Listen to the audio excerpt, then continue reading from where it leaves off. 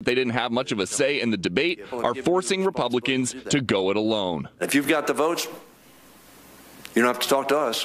But if you don't have the votes, we really need to come together in a bipartisan way to be the responsible stewards of this government. A sore spot for one senator in this budget, the reauthorization of an NSA spying tool, FISA Section 702. The short-term extension is okay. I will absolutely filibuster any long-term extension. They try to do it for a year, they try to do it for 4 years, or they try to do it forever, which some of them want. There needs to be more oversight. Not in the short-term budget, a DACA fix. So, despite the demands of Democratic lawmakers, there's no new resolution for people brought to this country illegally as children. I don't think in his heart that the president intended to hurt these people in the very cruel way that they are being hurt by the actions that are being taken. Uncharacteristically quiet about his DACA strategy today, Senator Chuck Schumer, who seems content using DACA as leverage over Republicans next time there's a shutdown fight in January, days before the State of the Union. We're not talking about that issue until we see what the House does. One retiring Republican, Congressman Charlie Dent, says he's seen things in his 7 terms that give him confidence a shutdown can be avoided. There'll be drama, there'll be chaos, there'll be yelling and screaming, and then we'll avert a shutdown. But that's what happens. Unfortunately, it shouldn't be this way. There may be trouble brewing in the Senate tonight for $81 billion worth of government assistance for the victims of hurricanes and wildfires. It needed Democratic support to pass in the House, and conservatives are very wary of this package because the $81 billion in new spending is not offset by any cuts elsewhere. Bret? And Peter, because everybody wants to get out of town, the Senate could speed this thing up. It could happen during this hour, right? It could happen within the next hour or so, but no such thing as a sure thing, Bret. That's right. All right, Peter Ducey live on the Hill. Peter, thank you. Stocks back in the positive territory today. The Dow gained 56. The S&P 500 was up 5. The Nasdaq finished ahead 4. The White House was subdued one day after the big tax cut victory, but the president is expected to metaphorically spike the ball with a signing ceremony sometime soon. For now, the president is content to spread some holiday cheer among America's finest. Chief White House correspondent John Roberts has that story tonight from the North Lawn. Good evening, John. Brett, good evening to you. And I spoke with White House officials just a few minutes ago who told me they don't see any problem with getting that continuing resolution through the Senate and here on the president's desk tomorrow. It certainly looks like this is going to shape up to be a very Merry Christmas this year for President Trump, with the expected signing also tomorrow of the biggest achievement of his presidency. The lift from a huge legislative victory still under his wings, President Trump left the White House today to wish Merry Christmas to some of the heroes who keep this country safe. I'm heading over right now to Walter Reed Military Medical Center to say hello to some of the bravest people anywhere in the world. It's a tradition for U.S. presidents to visit Walter Reed and thank the wounded men and women for their service. President Trump enjoys wide support from the military, pledging to rebuild and re-equip U.S. forces. But the president's promises ride on Republicans and Democrats in Congress reaching a long-term spending agreement next year. Today, the White House was urging Congress to just keep the government running for the next 4 weeks with a continuing resolution. We want a clean bill, and that's what we hope happens, and we hope it happens soon because we know all of you guys and all of Congress and everybody else is ready to make sure that the government is fully funded and functional and go home and celebrate Christmas. The president is anxious to get a continuing resolution on his desk because he wants to sign tax reform tomorrow before he leaves for his Christmas vacation at Mar-a-Lago. But in order to sign the bill tomorrow, the president needed waivers contained in the CR to prevent cuts to entitlement programs. It's always a lot of fun when you win. Still, there is plenty for the president to celebrate, including word from more companies of tax reform-related bonuses. Boeing, AT&T, Wells Fargo, Comcast, and Fifth Third Bancorp all announcing either bonuses for employees or wage increases, even more charitable giving. President Trump believes this is just the beginning. So we're bringing the entrepreneur back into this country. We're getting rid of all the knots and all the ties, and we're going to You're going to see what happens. And ultimately, what does it mean? It means jobs, jobs, jobs, jobs. And there was good news for the president on the economic front. The Bureau of Economic Analysis revised third-quarter GDP down 0.1 of a point to 3.2%, but combined with second-quarter growth of 3.1%, the U.S. economy had its best back-to-back performances in 3 years. But the president may face new opposition in his quest to replace Obamacare next year. Numbers released today show enrollment in Obamacare surpassed expectations. 8.8 million people signed up for health insurance on the federal exchanges during open enrollment. That's 400,000 fewer than last year, though still surprisingly strong, given the administration's efforts to undermine the program. They tried for months to repeal the Affordable Care Act, which would have sent costs soaring for millions of Americans and caused millions more to lose coverage. They failed in that effort, but they have consistently undermined ACA in every way they can think of. After the tax reform vote yesterday, President Trump claimed to have repealed Obamacare by eliminating the tax penalty in the individual mandate. But repealing the individual mandate does not fully repeal Obamacare, though it could be said that it may hasten its demise through a combination of reduced revenues and higher insurance premiums. Bret? John Roberts, live on the North Lawn. John, thanks. Vice President Mike Pence has just left Afghanistan. He spent several hours there today in an unannounced visit. It's the first to the country by either the president or his VP. Pence landed at Bagram Air Base under heavy security. He met American commanders and troops. He also went to Kabul to visit Afghanistan's president. United Nations Ambassador Nikki Haley made it perfectly clear today countries voting for a UN resolution condemning the U.S. recognition of Jerusalem as Israel's capital will pay a price. Now we'll see what that price is. The declaration passed by a vote of 128 to 9 with 35 abstentions.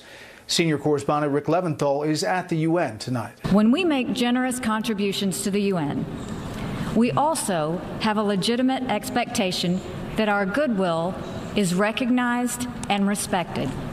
U.S. Ambassador to the UN Nikki Haley making it clear to member states of the world body that America has the right to move its embassy in Israel from Tel Aviv to Jerusalem, warning that siding against the decision by President Trump could have deep financial consequences. America will put our embassy in Jerusalem. That is what the American people want us to do. And it is the right thing to do. No vote in the United Nations will make any difference on that. The UN called this emergency session to debate a resolution rejecting the U.S. decision recognizing Jerusalem as Israel's capital. Proposed by Turkey and Yemen, the resolution drew the support of nearly every single Arab and Muslim country and many more around the globe. We believe the decision by the U.S. government to relocate the U.S. embassy to Jerusalem is regrettable and is not constructive in advancing a sustainable solution. We will not be intimidated. You can be strong, but this doesn't make you right. The state of Palestine respects the sovereignty of states so long as this sovereignty is in line with international law. However, we refuse to have sovereignty used as an excuse to violate international law. The vote was overwhelming, 128 in favor, just 9 opposed, and 35 abstaining, a stark reminder that Israel has a short list of friends. Those who support today's resolution are like puppets. You are puppets pulled by the strings of your Palestinian puppet masters. You are like marionettes forced to dance while the Palestinian leadership looks on with glee. Israel's Prime Minister Benjamin Netanyahu called today's resolution preposterous and said Jerusalem is Israel's capital, always was, always will be. And the White House says the embassy in Israel will still move. The only question is if and how the president will follow through on his threat to punish the nations that didn't support him here today. Bret? Rick Leventhal, live outside the UN. Rick, thanks. So what do you think? Should the U.S., what should they do? The U.S. do about the UN vote? Let me know on Twitter at Bret Baier. You can use the hashtag Special Report, or on Facebook at facebook.com/Bret Baier SR. Another North Korean soldier made a sprint to freedom today. This defection to the south was far less dramatic than the one we showed you last month, but it nonetheless involved a desperate man, a heavily guarded border, and gunfire. Senior Foreign Affairs correspondent Greg Palcott has details. Another defection along the tense DMZ. This time, a 19-year-old North Korean soldier crossed the border into the south early Thursday morning. Warning shots were fired by the South Koreans when soldiers from the north approached. Our military safely guided the defected soldier and plans to investigate further the defection process and motivation. This comes after last month's defection of a North Korean in Panmunjom at the DMZ. North Korean troops fired at and injured that soldier. Defections have tripled this year over last, including 4 soldiers. There have never been this many defections in any year from North Korea in recent memory. 4 may indicate that there is a real desperation in the North Korean army. Meanwhile, U.S. and South Korean troops recently held military exercises practicing ways to infiltrate into North Korea and seize weapons of mass destruction. Indications the regime of Kim Jong-un might be the target of more aggressive military planning by the U.S. I see some signs that the White House is considering certain forms of limited military attacks against North Korea in the event of further provocations. And with Winter Olympics less than 2 months away, there was more training. U.S. and South Korean Marines in winter military drills in the Olympic town of Pyeongchang, learning to defend against commando-style attacks from the north. We've covered reconnaissance skills as well as critical combat skills in a cold weather mountainous environment. More likely, experts say, Pyongyang will distract world attention with another missile launch or nuclear test, a reason for new calls from the South Korean government for a pause in provocative joint drills with the U.S. during the Games. The South Koreans are, in fact, optimistically labeling their upcoming Olympics the Peace Games. They and many others, no doubt, would be happy at least with a pause in regional hostilities for the event. Bret. Greg Palcott in London. Greg, thanks. Back here in the U.S., congressional Republicans are again tonight going after the FBI and the Justice Department over perceived prejudice against the Trump administration. It's just part of the backlash against the president's opponents, both past and present. Chief National Correspondent Ed Henry has today's developments. Not looking good.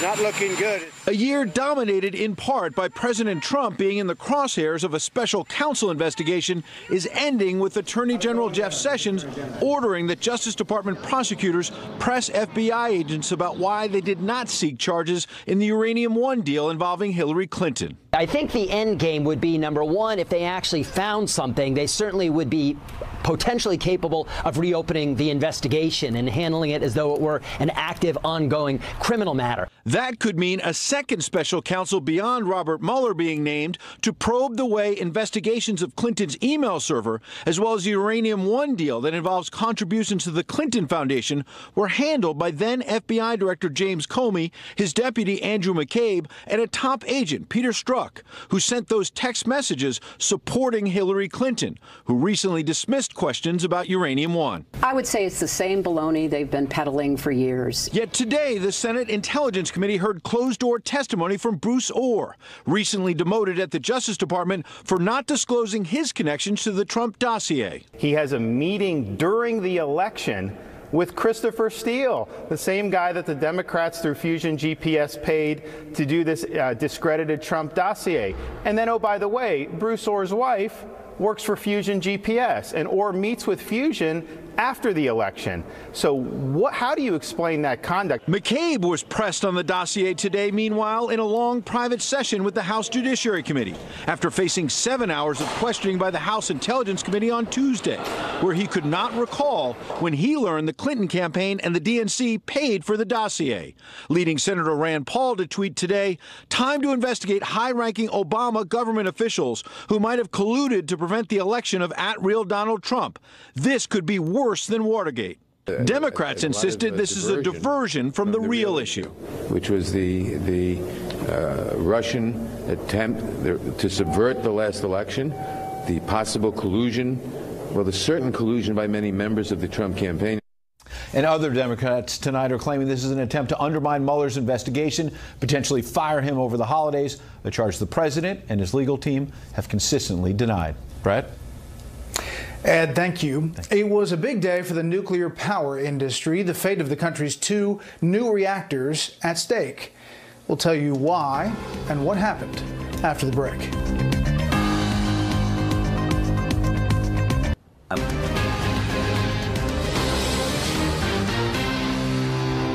Election officials in Virginia are expected to pick a name from a bowl to decide the winner in a deadlocked election that will determine the political power structure of the state house. You heard that right. Draw a name from a bowl. If the Republican incumbent wins, the GOP maintains control of the House. If the Democrat wins, the 2 parties will each hold 50 seats. Democrats are not happy. They say they're exploring legal options. Another voting story for you. Alabama's Secretary of State says there was nothing improper in last week's Senate election, despite a curious comment by a man in a TV interview. A supporter of the winner, Democrat Doug Jones, said he and others had come from different parts of the country to vote and canvass together. An investigation revealed the man has lived in Alabama for more than a year and is registered to vote in the state. The fate of the nation's first new nuclear reactors since the 70s is a little bit clearer tonight. A decision was made today in Atlanta affecting a controversial and hugely expensive power plant. Correspondent Doug McElway shows us what happened. In 1955, the nuclear submarine USS Nautilus heralded the dawn of a new peaceful energy. The first of the Navy's daring doers on the Nautilus. Its propulsion system was the prototype for civilian nuclear plants. But no new civilian plant has been constructed in the U.S. since 1978. Aging infrastructure, opposition from environmentalists, and bureaucratic obstacles have dulled a once bright promise. Today, that may have changed. Signified by saying aye. Aye. Opposed? That's unanimous. The Georgia Public Service Commission unanimously approved permitting of the Vogtle 3 and 4 reactors in Burke County, Georgia. The owner, Georgia Power, announced moments later it will complete the plant, but under the deal it must rebate $75 to each of its 2.5 million customers because of cost overruns and delays. We will do all that we can to complete this project. Nor was this an easy decision for the state regulator. For the last decade, we've seen budget overruns, schedule being busted, and it is an inherently risky project. The risk stems in part from the just-passed tax bill, which did not include an extension of nuclear power tax credits that would have made construction more economically feasible. Regulators announced the go-ahead anyway based on a promise from Republican congressional leaders. They assured me that that would be an item that Congress would take up early in January. Environmentalists and others opposed to the plant fear customers will bear the brunt of future cost overruns. The problem here, though, is that Georgia Power says if the extensions don't come through, they want customers to make up for that as well, and we think that's unreasonable. Others contend it is pressure from environmentalists that has helped increase the cost of this non-carbon emitting energy. One example is Germany. Spurred in part by Chernobyl, then Fukushima, Chancellor Angela Merkel undertook an energy transformation, promising to end all nuclear power by 2022. As German plants were taken offline, energy costs skyrocketed. 2 other nuclear stations in Watts Bar, Tennessee offer another lesson in time-consuming bureaucracy and permitting. Construction got underway there in 1973, but the first unit was not complete until 23 years later. The second unit was finished just 2 years ago.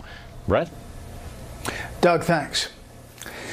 This is a Fox News alert. You're looking live at the Senate floor. The Senate right now is debating a stopgap funding bill that would keep the government funded past tomorrow night. As we reported earlier in the show, the House has already passed this bill. We are told to expect a Senate vote around the top of the hour, and we will see 2 votes. We care about the second in the series of votes here. We'll bring that to you live here on Special Report. As lawmakers head for the doors for Christmas break, this would fund the government through January 19th. All remaining significant evacuation orders for areas around the big Southern California wildfire have been lifted. A new round of heavy winds did not cause a surge in activity there. The Thomas fire has destroyed at least 750 homes and burned about 425 square miles. It's 60% controlled tonight, we are told. Up next, the U.S. will sell weapons to Ukraine, and that could set up a showdown with Russia. We'll explain. First, here's what some of our Fox affiliates around the country are covering tonight. Fox 13 in Memphis as crews removed 2 Confederate statues from Memphis parks after the city sold the parks to a private entity. The statues of General Nathan Bedford Forrest and Confederate President Jefferson Davis were taken down immediately. Fox 35 in Orlando as SpaceX unveils its new Falcon Heavy rocket. The company says it will have double the thrust of the next biggest rocket currently in use. But SpaceX owner Elon Musk has said there's a good chance the unmanned rocket will blow up when it is launched in the next few weeks. Not exactly a confidence boost from the owner. And this is a live look at New York from our affiliate, Fox 5. One of the big stories there tonight, a man who has been in prison since he was 17 is free tonight. 46-year-old Mark Denny was cleared of participating in a rape and robbery at a fast food restaurant in 1987. The DA now says the victim misidentified Denny as her attacker. Denny says he holds no ill will toward her.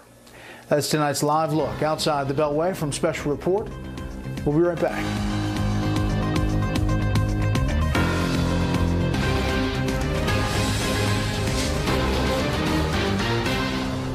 The U.S. plans to allow the sale of lethal weapons to Ukraine for use against pro-Russian separatists.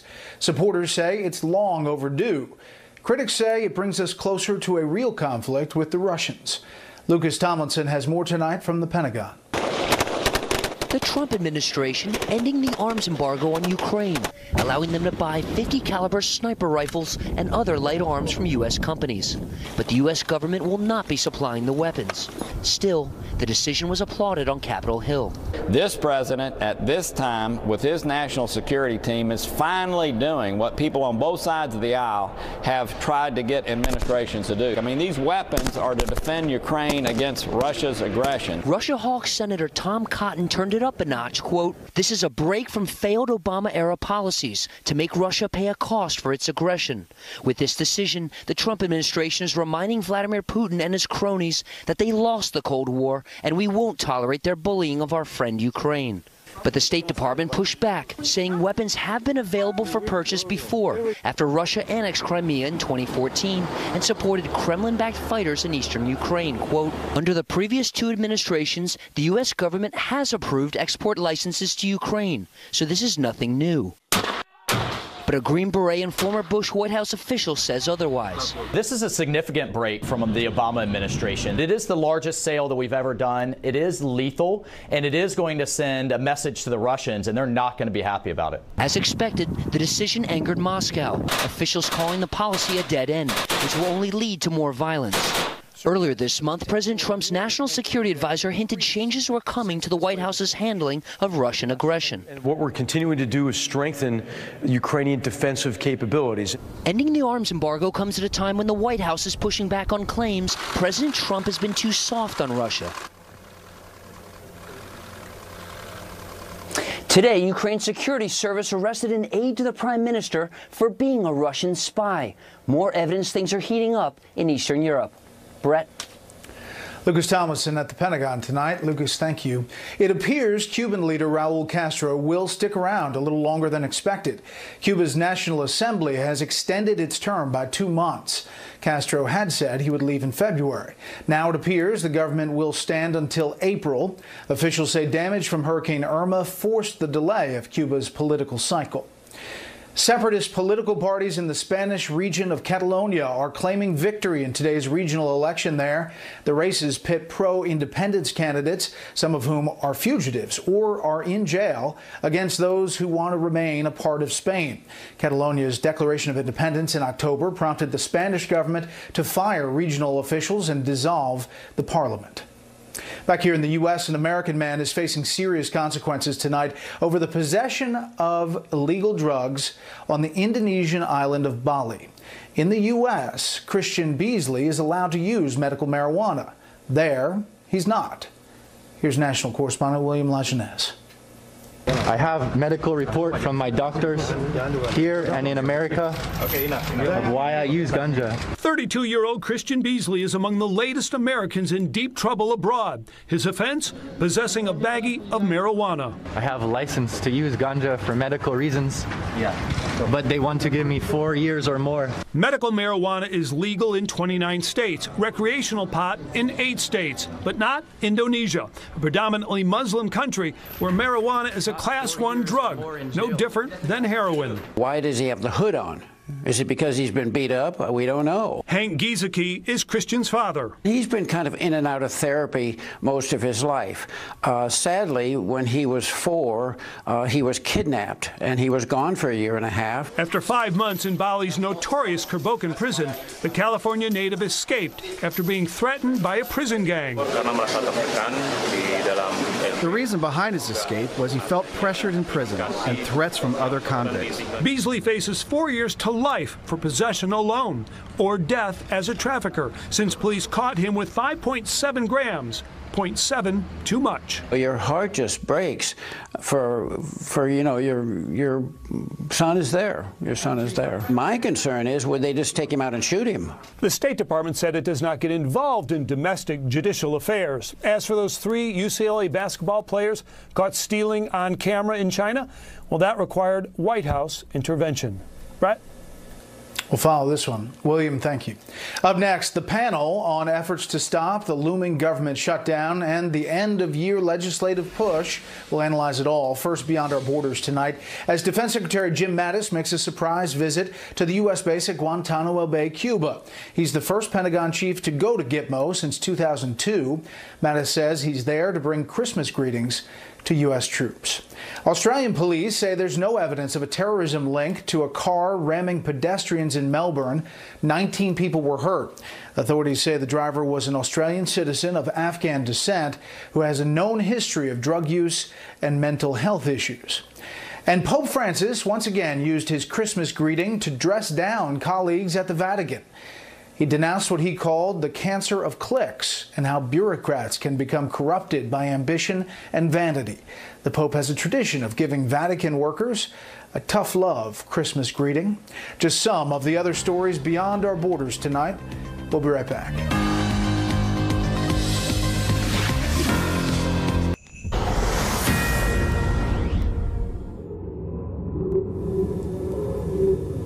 This is a Fox News alert. You're looking live at the Senate floor there. This is the final vote coming up in the Senate on a stopgap government funding bill. As we mentioned, the House passed that measure earlier today. The Senate first had a procedural vote just moments ago. Now we're waiting on this final vote. Spending $81 billion on disaster relief, the senators decided they are going to wait until after the first of the year to deal with that. So now you're talking about the government funding. This is the shutdown vote everybody's waited for. They have to get to 60 votes in order to get it through. The House, as we mentioned earlier today, did its job on that front. Every time we get to the end of a year, we think, I've just got to get it done. I've got to get it done. The one thing that they're supposed to do is to keep this government running, to keep the lights on. Look, we have maintained our position all along is we want a clean bill, and that's what we hope happens, and we hope it happens soon. The hard right has such a pull on the Republican Party that any form of compromise that does things in the middle splits their party. There'll be drama, there'll be chaos, there'll be yelling and screaming, and then we'll avert a shutdown. News break. The Republicans control the Congress. They control the House, they control the Senate, and they have the signature in the White House. And they don't need us to keep government open. On this vote, the yeas are 231, the nays are 188. The motion is adopted. Without objection, the motion to reconsider is laid on the table. Again, the House passing it. The president weighing in today on Twitter, as he often does. House Democrats want to shut down for the holidays in order to distract from the very popular just-passed tax cuts. House Republicans don't let this happen. Pass the CR today and keep our government open. They did just that. Let's bring in our panel from Steve Hayes, editor-in-chief for the Weekly Standard, A.B. Stoddard, associate editor at Real Clear Politics and host of No Labels Radio on Sirius XM, and Molly Hemingway, senior editor at The Federalist. If we have this vote, we're going to break into the panel and kind of get our tally as it goes along here. Steve, your thoughts on this end-of-year push, as we often see a fiscal cliff? Yeah, well, it's been interesting to watch Republicans during this debate about the government shutdown because they've really stuck together, despite the fact that there have been some pretty serious internal differences among Republicans in the House on levels of defense spending, what have you. But they've stuck together, and every time Republicans stick together in an environment like this, it diminishes the leverage that Democrats have. This gets them through to the next one of these next month. I think Republicans will have much less leverage at that point because you're going to see a push, I think, by Republican hawks to increase the defense spending number overall, and Democrats are going to point to the Budget Control Act and say, if you want to increase defense spending, we're going to increase domestic spending. AB. Yeah, the January is looking like a real problem. Somehow they managed to put off not only dealing with these tough decisions on spending, but whatever deal they've made to get through this deadline involved dealing with disaster relief later and dealing most importantly with immigration, which is a really contentious issue. A lot of people have been assured that this is going to be, that there are a bipartisan coalition at work on this right now, and this is going to be dealt with in January. I think that's where you're going to see a lot of threats from proponents of fixing some kind of legalization for the Dreamers before that January 19th deadline for the next spending bill. That comes before the State of the Union address. It could be a very tough time for Republicans. You know, on the spending for the disaster relief, one key figure is Puerto Rico Governor Rosello, and he was up on the